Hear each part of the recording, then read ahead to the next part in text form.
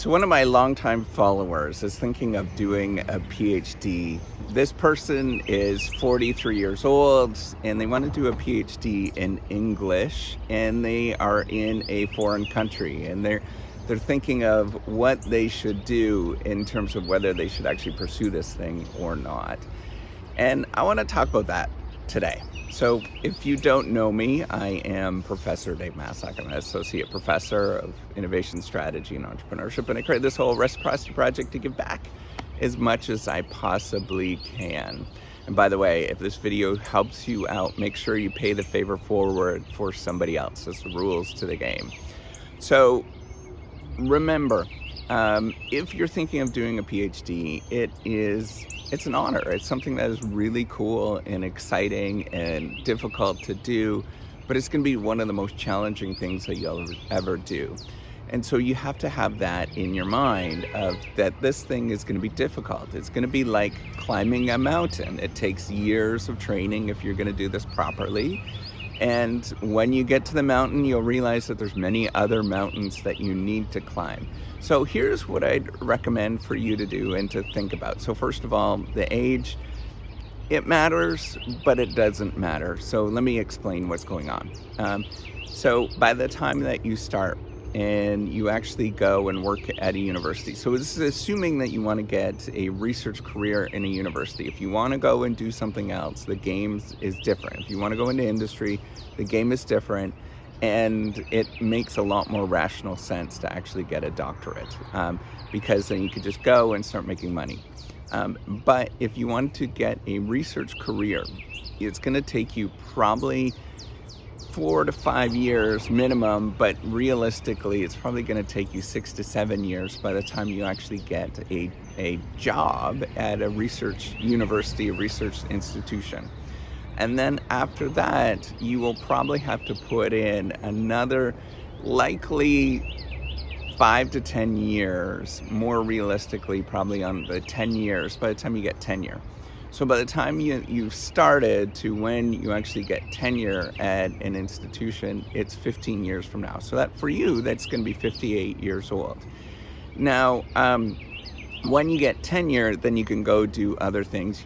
You become a department chair and different things like that. So the economic rationality is probably not there, right? It's not going to be economically or it's not going to be financially rational for you to do something like that, because it just takes a lot of time, and it's going to take a lot of financial strain to recuperate that. However, if you do things wisely, you can sort of constrain some of that economic cost.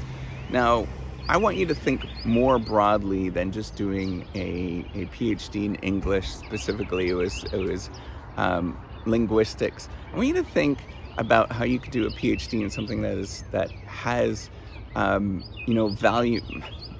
How to politely to say this, that if you look at the salaries, I just want you to look at the salaries of the people that are in these particular domains. I want you to look across the board, whether it is doing a PhD in English, in chemistry, doing it in business and law, medicine. If you look across the board, look for the ones that have the higher salaries. Now, the ones that actually have the higher salaries, they're maybe harder to get into, but at this moment, if you are doing well with your career, that should count for something. And if you study and do well on those standardized tests that allow you to get into these places, that counts for something. And if you have good letters of recommendation, that counts for something. So you could definitely get into those programs if you're thinking about it. Now, if you wanted to do, go in and do business, for example, you might have to take some courses to brush up on that, but that's okay, right? Like if you're thinking about this for the long term, that might actually be more value added. The difference between some careers or some salaries between somebody that does something that has less value added to ones that have more value added in the university system is remarkable. It's huge. And so you could benefit yourself a lot by thinking about this. How can I actually pick something that can add more value to myself, so that I can perform and actually have a living in the long run. And I'm not telling you to sell out in any sort of way. That's not what I'm saying. I want you to think about these in terms of where you can actually work, because that matters a big difference. Now, why do I say that? It's because you can do research on the exact same thing in any domain, and it doesn't matter, right? So think about linguistics. Well, maybe you do a PhD in computer science, right? Maybe you have to take some courses to do that, but do a PhD in computer science. The hottest thing in computer science right now is artificial intelligence and deep learning and all that kind of stuff, which is exactly, and natural language processing, which is exactly what you would do in English, right? It would be the same stuff. It would be a slightly different slant on it, but it's the same stuff. If you think about, that particular domain in medicine, well, understanding how children learn how to speak, and how their brain forms is a really important topic at this moment. Now, think about this in terms of the business.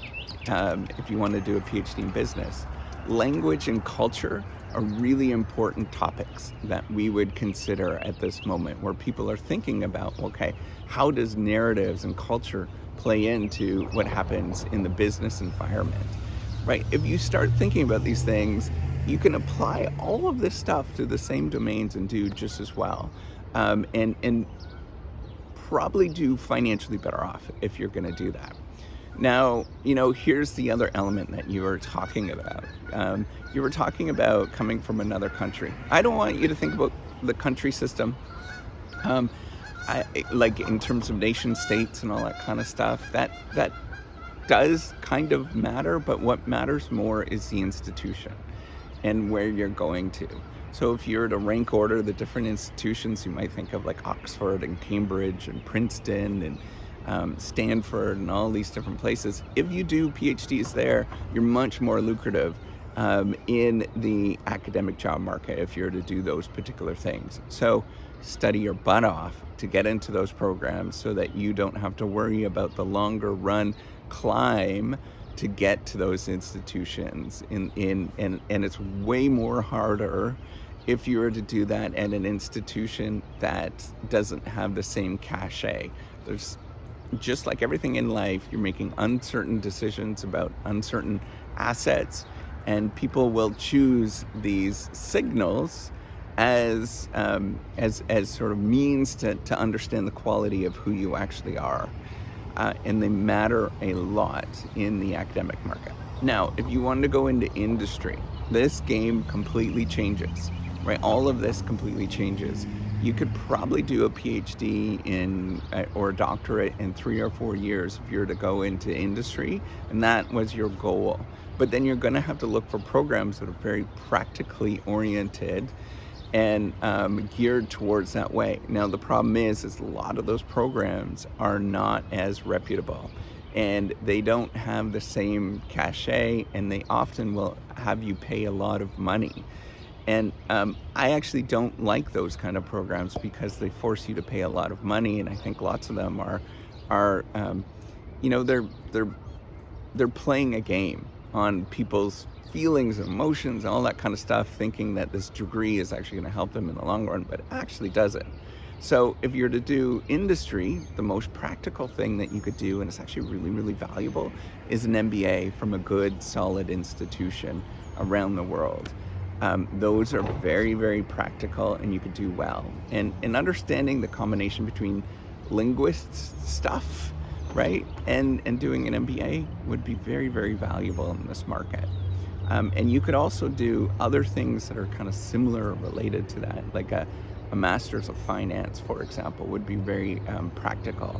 A master's of applied science, that's what I did mine in. It was in management science. That was really practical, and that would actually add value in terms of the combination of those things. So I want you to look broadly and think about these things. What do you actually want to do? Where do you actually want to work? So think about that 15 years from now, 20 years from now, what is that place that you want to work at? And start working backwards from there, what it actually takes. If you want to become the CEO of a multinational corporation, then maybe you should think about doing something like an MBA, or maybe you want to be just a senior manager someplace and think about doing an MBA.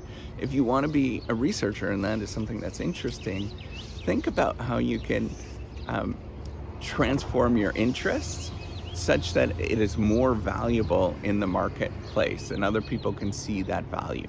So for you, instead of going into, very much a degree that, that just salaries are just not as high. It's just not.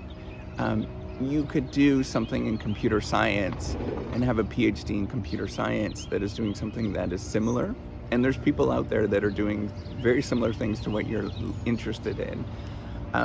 If you did that, you can get a job someplace and make a little bit more money. Now, all of this is contingent that everything works out. And I don't like that. I don't like the idea that everything, you have to be very contingent. I'm very risk averse because I don't think everything works out always in life.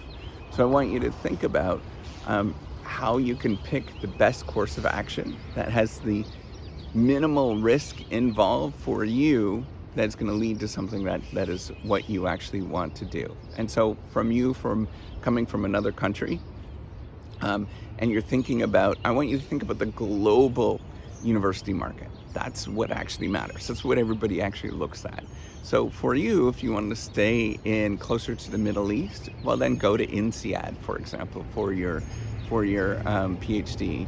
If you wanted to, or any particular things like that would help out, where it would be closer, you could do well, and you might actually really enjoy it. That's it. All right, take care. Hopefully this helps you out. Remember, the rules are that you have to pay the favor forward to somebody else. All right, take care and have a wonderful day.